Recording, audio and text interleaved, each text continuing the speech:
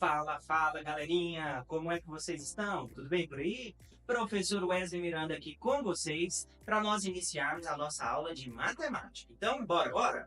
Então, olha só, galera, para a nossa aula de hoje, nós vamos juntinhos e juntinhas com medidas por todo lado, explorando grandezas no nosso dia a dia.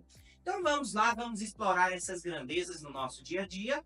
E eu vou começar aqui com aquele desafio super especial que diz o seguinte: imagine que a sua turma vai organizar uma feira de ciências. Para isso, precisam medir o espaço para montar os estandes, calcular o tempo de cada apresentação, verificar a massa dos materiais que estão sendo usados e o volume das caixas de transporte. Como usar as medidas de comprimento, massa, tempo, temperatura, área, capacidade e volumes para resolver problemas do cotidiano sem precisar ficar decorando todas aquelas fórmulas? E aí, galera, como que a gente pode usar esse conhecimento todo para a gente superar esse desafio?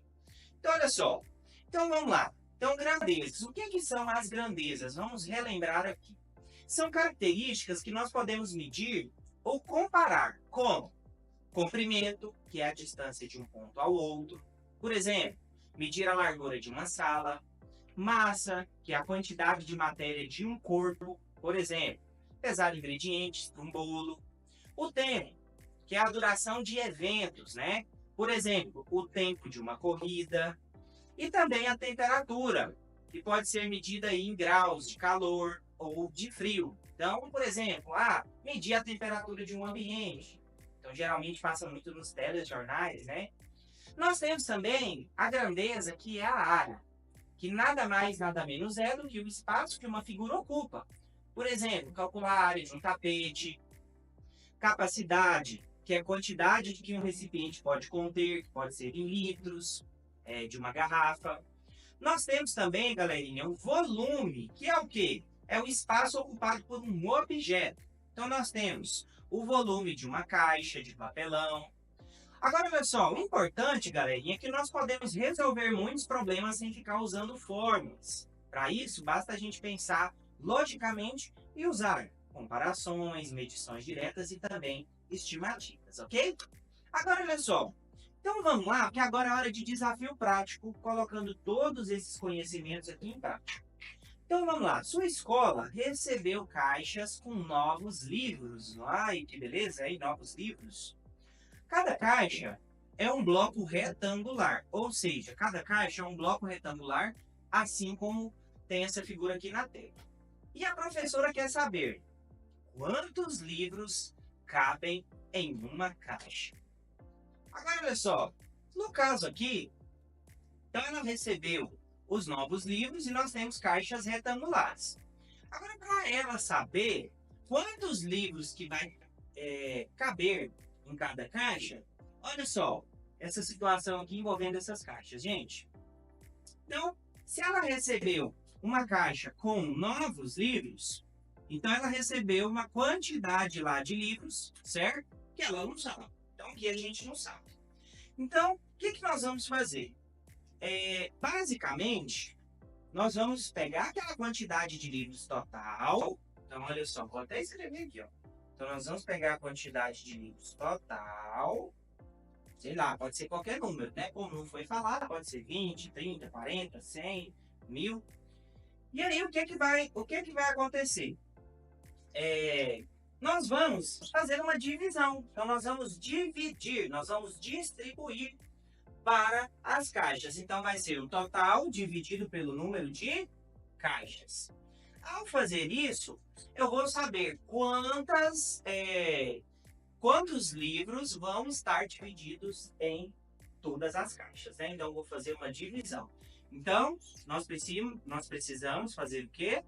Dividir. Eu vou até escrever aqui, ó. Dividir. Certo? Próxima pergunta. Qual a área ocupada por cada estante que vai receber os livros? Gente, para isso é fácil. Para a gente poder calcular a área, nós vamos colocar todas essas caixas lá e a gente precisa medir qual é o tamanho da estante. Então, ao medir o tamanho da estante, então vamos imaginar aqui que a estante tenha esse formato que eu estou desenhando aqui na tela. Olha que bacana. A estante, pessoal, ela é basicamente, vamos supor aqui, no caso, um quadrado ou um retângulo. Para a gente calcular essa área aqui interna, nós precisamos do quê? Saber o valor da área. E para a gente descobrir, por exemplo, se for um quadrado, o valor da área, eu tenho que fazer o quê? Multiplicar aqui, ó, um lado pelo outro. Então, eu pego as medidas de um lado e multiplico pelo outro. E aí eu vou ter o quê? A área em metros quadrados, certo? Agora, olha só, qual o tempo aproximado que a turma levará para organizar todos esses livros? Aí tem que usar um cronômetro, marcar no relógio, e aí você inicia lá o cronômetro e deixa o tempo passar, e depois você vai lá e olha quanto tempo essa galerinha aí vai demorar para auxiliar aí nessa organização desses livros, tá bom? Agora, olha só, eu vou deixar para vocês aqui um outro desafio extra para vocês aí, ó, se divertirem do outro lado da tela. Então, missão em casa. Observe e anote pelo menos 3 situações em que você ou a sua família utiliza as medidas de grandeza, como medir a altura de um móvel, verificar a temperatura no termômetro, estimar o tempo de preparo de um alimento. E o que você vai fazer? Então, primeiro, descreva a situação, então você vai escrever a situação. Segundo, a grandeza envolvida. E depois, terceiro, como que foi feita essa medição ou a estimativa. Então, se você usou uma fita métrica, o que você usou para fazer essa medição. Então, que tal você tentar esse desafio aí do outro lado? Então, olha só, galerinha, nossa aula de hoje foi demais, foi top. E o que é que nós aprendemos? Então, nós vimos que as grandezas, elas fazem parte do nosso cotidiano. Comprimento, massa, tempo, temperatura, área, capacidade e também volume. Nós vimos também que nós podemos resolver muitos problemas usando o raciocínio lógico e medidas diretas sem usar fórmula.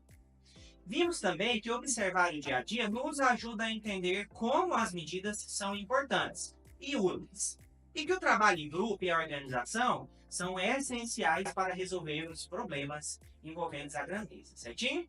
Então, pessoal, eu vou ficando por aqui, mas olha, não se esqueçam de seguir o nosso canal CA de Anápolis lá no YouTube e ativar o sininho para receber todas as nossas notificações, tá bom? Então, grande abraço e eu aguardo todos e todas vocês na nossa próxima aula, tá bom? Então, até lá!